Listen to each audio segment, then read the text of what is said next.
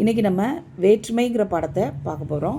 இந்த வேற்றுமைங்கிற பாடம் 8ஆம் வகுப்பில் 7வது இயலில் கற்கண்டலில் இடம்பெற்றிருக்கு. இப்போ வேற்றுமைனா என்ன அப்படின்னு சொன்னால், பெயர் சொல்லினுடைய பொருளை வேறுபடுத்த உதவுவது வேற்றுமை எனப்படும். பெயர் சொல்லினுடைய பொருளை வேறுபடுத்த உதவுவது வேற்றுமை எனப்படும். இப்போ ஒரு எடுத்துக்காட்டு பார்க்கலாம். இப்போ எடுத்துக்காட்டு என்னென்னா, குடியரசுத் தலைவர் பாராட்டினார், குடியரசுத் தலைவரை பாராட்டினார். இந்த ரெண்டு வாக்கியத்தையும் நம்ம பார்க்கும்போது, இப்போ குடியரசுத் தலைவர் பாராட்டினார்னா, குடியரசுத் தலைவர் இப்போ ஏதோ ஒரு கிரிக்கெட் விளையாட்டு வீரரை பாராட்டியிருக்காரு அப்படின்னு வச்சுக்கிடுவோம். அடுத்த வாக்கியத்தில் குடியரசுத் தலைவரை பாராட்டினார் அப்படின்னு இருக்குது. இதில் குடியரசுத் தலைவரைனா, இப்போ குடியரசுத் தலைவரை இப்போ ட்ரம்ப் பாராட்டினார்னு வச்சுக்கிடுவோமே. அப்போது குடியரசுத் தலைவர் கிரிக்கெட் விளையாட்டு வீரரை பாராட்டியிருக்காரு, இப்போ குடியரசுத் தலைவரை ட்ரம்ப் பாராட்டியிருக்காரு. இப்போ இந்த ரெண்டு வாக்கியத்தையும் வேறுபடுத்த உதவக்கூடியது எதுனா இந்த ஐங்கிற வேற்றுமை உருவு. அப்போ பெயர் சொல்லினுடைய பொருளை வேறுபடுத்த உதவுவது தான் வேற்றுமை எனப்படும். இந்த வேற்றுமை 8 வகைப்படும். இந்த வேற்றுமை 8 வகைப்படும்.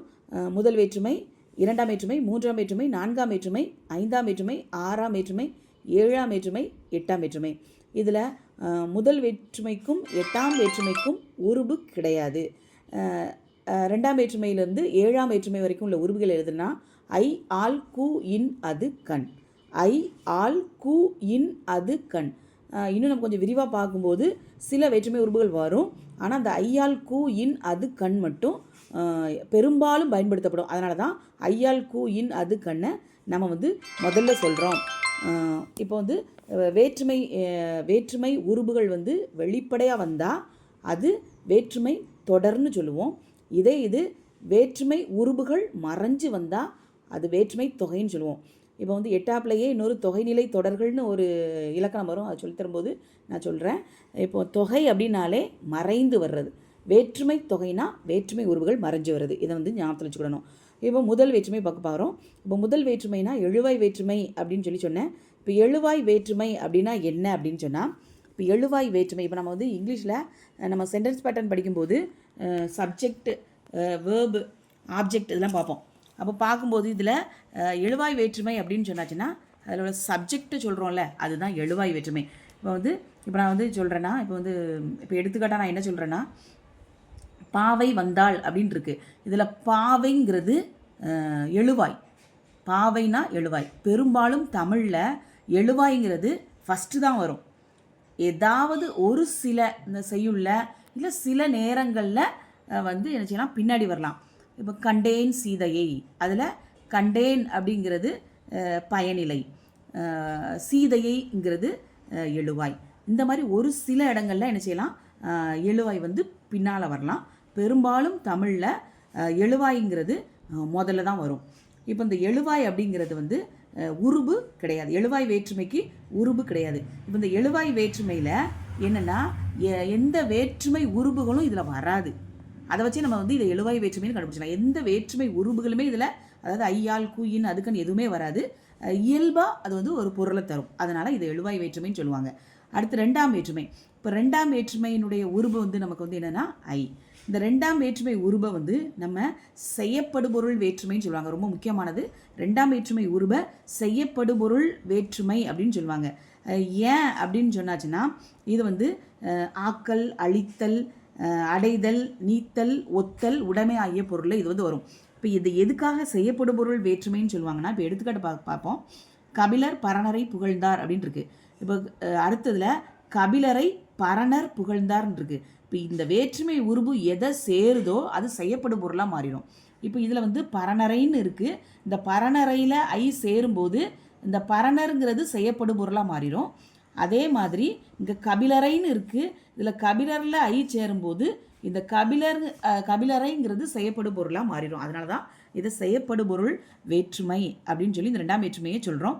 அப்புறம் இது ஆக்கல், அழித்தல், அடைதல், நீத்தல், ஒத்தல், உடைமைங்கிற பொருளில் வரும்னு சொன்னேன். இப்போ ஆக்கல்னா கரிகாலன் கல்லணையை கட்டினான். இது புதுசாக ஒன்றை கட்டியிருக்கு, புதிதாக ஒன்றை ஆக்கியிருக்கு. அதனால இது ஆக்கல் பொருளில் வந்திருக்கு. அழித்தல், இப்போ பெரியார் மூட நம்பிக்கைகளை ஒழித்தார், இது ஒழிச்சிருக்கு. அதனால இது அழித்தல்ங்கிற பொருளில் வந்திருக்கு. அடைதல், கோவலன் மதுரையை அடைந்தான், சென்று சேர்ந்தான், அடைந்தான், இது அடைதல்ங்கிற பொருளில் வந்திருக்கு. அடுத்தது நீத்தல், அதாவது நீத்தல்னா இந்த பதவியை இழத்தல்னு அர்த்தம். காமராஜர் பதவியை துறந்தார், அந்த நீத்தல்ங்கிற பொருளில் வந்திருக்கு. ஒத்தல்னா கம்பேர் பண்ணுறது, தமிழ் நமக்கு உயிரை போன்றது, அது கம்பேர். ஒத்தல்ங்கிற பொருளில் வந்திருக்கு. உடைமைனா நம்மக்கிட்ட இருக்கிறது, வள்ளுவர் பெரும் புகழை உடையவர். இப்படி இந்த பொருளில் இந்த 2ஆம் வேற்றுமையானது வரும். அடுத்தது 3ஆம் வேற்றுமை உருபு. 3ஆம் வேற்றுமை உருபு வந்து ஆள். பெரும்பாலும் வர்றது ஆள், ஆள் தான் வரும். அதுக்கப்புறமா ஆண் ஒடு ஓடுன்னு வரும். இப்போ இது 3ஆம் வேற்றுமை உருபு ஆள் ஆண் ஒடு ஓடுன்னு நீங்கள் ஞாபகத்தில் வச்சுக்கிடணும். இந்த 3ஆம் வேற்றுமையானது 2 பொருளில் வரும், கருவி, இன்னொன்று கருத்தா. இப்போ கருவி பொருள் அப்படின்னு சொன்னாச்சுன்னா அது 2 வகைப்படும். ஒன்று முதல் கருவி, துணை கருவி. இப்போ முதல் கருவிக்கு எடுத்துக்காட்டுன்னு சொல்லி பார்க்கும்போது மரத்தால் சிலை செய்தான். இப்போ மரம்ங்கிறது இப்போ ஒரு சிலை செய்கிறதுக்கு ரொம்ப அதிகமாக பயன்படுறது மரம், அதனால் முதல் கருவின்னு சொல்கிறோம். அடுத்தது துணை கருவி, உளியால் சிலை செய்தான். அந்த மரத்தில் உள்ள அந்த மரத்தில் நம்ம உளியை கொண்டு சிலை செய்வோம். அப்போது இந்த உளிங்கிறது துணை கருவியாக பயன்படும், அதனால் அதை துணை கருவின்னு சொல்கிறோம். அதே மாதிரி இது இன்னும் 2 வகைப்படும். ஒன்று ஏவுதல் கருத்தா, இன்னொன்று இயற்றுதல் கருத்தா.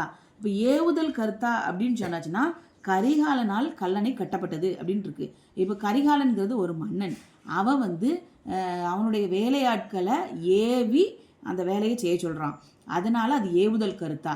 இயற்றுதல் கருத்தான்னா இப்போ இளங்கோவடிகளால் சிலப்பதிகாரம் எழுதப்பட்டது, இயற்றப்பட்டது அப்படின்னு சொன்னால் இளங்கோவடிகளே அந்த சிலப்பதிகாரத்தை எழுதுறாரு, அப்போ அது இயற்றுதல் கருத்தா. ஏவுதல் கருத்தானா இப்போ ஒரு மன்னன் இன்னும் அவருடைய வேலையாட்களை சொல்லி ஏவி செய்ய சொல்கிறதுனால அது ஏவுதல் கருத்தா. இயற்றுதல் கருத்தானா தன்னாலே செய்கிறதுனால அது இயற்றுதல் கருத்தா. அப்போ இது கருவி பொருள் கருத்தா பொருளில் வரும். அதே மாதிரி ஏவுதல் பொருள் இயற்றுதல் பொருத்தரில் இந்த 3ஆம் வேற்றுமையானது வரும். அடுத்ததாக ஒடு ஓடு. இந்த ஒடு ஓடுன்னா அது உடன் நிகழ்ச்சி பொருள். தாயோடு மகள் சென்றாள், மன்னனோடு அமைச்சர் சென்றார், இப்படி வருதுல்ல உடன் நிகழ்ச்சி, அவங்களோட சேர்ந்து போகிறது. இந்த உடன் நிகழ்ச்சி பொருளையும் இது வரும். அப்போ 3ஆம் வேற்றுமைனா 3 பொருள் ஞாபகத்தில் வச்சுக்கிடணும். ஒன்று கருவி பொருள் கருத்தா பொருள், அடுத்து ஏவுதல் கருத்தா இயற்றுதல் கருத்தா, 3வது உடன் நிகழ்ச்சி பொருள். இந்த 3ஐயும் ஞாபகத்தில் வச்சுக்கிடணும்.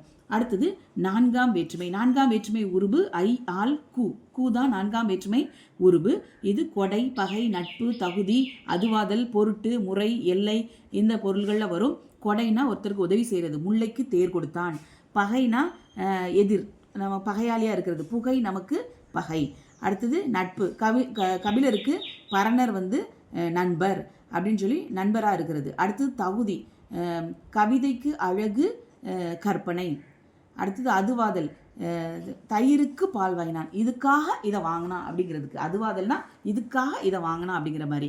அடுத்தது பொருட்டு அப்படின்னா இதற்காக பாடுபட்டார், தமிழ் வளர்ச்சிக்கு பாடுபட்டார். அடுத்தது முறை அப்படின்னா உறவு, செங்குட்டுவனுக்கு தம்பி இளங்கோ. எல்லைனா தெரியும், தமிழ்நாட்டுக்கு கிழக்கு வங்கக்கடல். இந்த பொருள்கள் எல்லாம் 4ஆம் வேற்றுமையானது வரும். அடுத்தது 5ஆம் வேற்றுமை. 5ஆம் வேற்றுமை உருவேது ஐ ஆல் கூ இல் இன். இது 5ஆம் வேற்றுமை உருபுன்னு சொல்லி அழைக்கப்படும். இது என்ன பொருளில் வரும்னா நீங்கள், ஒப்பு, எல்லை, ஏதுங்கிற பொருளில் வரும். நீங்கள் அப்படின்னு சொன்னாச்சுன்னா அழிந்து போகிறது, இல்லாமல் போகிறது. இப்போ தலையின் இழிந்த மயிர், தலையிலிருந்து கழிந்த மயிர்னு அர்த்தம். அடுத்தது ஒப்புன்னு சொன்னாச்சுன்னா கம்பேர் பண்ணுறது. பொன்னின் நிறம் அந்திவானம் கம்பேர் பண்ணுறது. எல்லை தெரியும், தமிழ்நாட்டின் கிழக்கு வங்கக்கடல். ஏதுனா காரணம், ஸ்லேடை பாடுவதில் வல்லவர் காலமேக புலவர். இப்படி ஏதுனா காரணம், இப்படி வர்றது 5ஆம் வேற்றுமை. அடுத்தது 6ஆம் வேற்றுமை. 6ஆம் வேற்றுமை உருபு அது ஆது அ. இந்த 3ம் 6ஆம் வேற்றுமை உருபுகள் ஆகும். இது உரிமை பொருளில் வரும். இந்த உரிமை பொருளை 2 வகையாக பிரிப்பாங்க. ஒன்று தற்கிழமை, இன்னொன்று பிரிதின் கிழமை. தற்கிழமைனா இப்போ எடுத்துக்காட்டு எனது கை.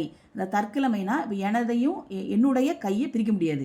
இப்போ பிரிதின் கிழமைனா குருவினது கூடு. இப்போ மரத்துலேருந்து குருவினுடைய கூட்டை பிரிச்சிடலாம். இப்போ தற்கிழமைனா நம்மளை விட்டு பிரிக்க முடியாது.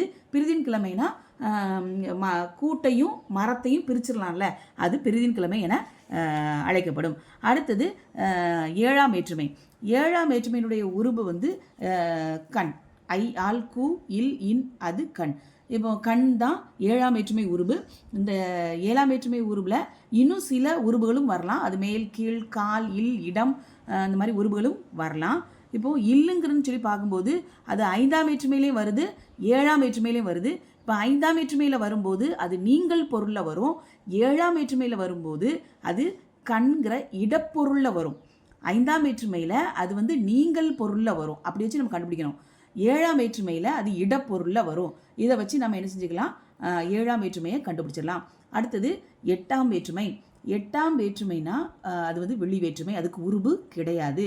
விழி அப்படின்னா அழைத்தல், நண்பா பேசு, கிளியே பாடு, தோழியே ஆடு அப்படின்னு சொல்லி அழைக்கிற பொருளில் வந்ததுனால, அதாவது அது நமக்கு முன்னால் இருக்கிறவங்கள அழைக்கிற பொருளில் முன்னிலை பெயரில் அழைக்கிற பெயரில் வந்ததுனால அது வெளி வேற்றுமை என அழைக்கப்படும். இவ்வளோதான் வேற்றுமை. வேற்றுமையில் ஏதாவது டவுட் இருந்தால் கேளுங்க.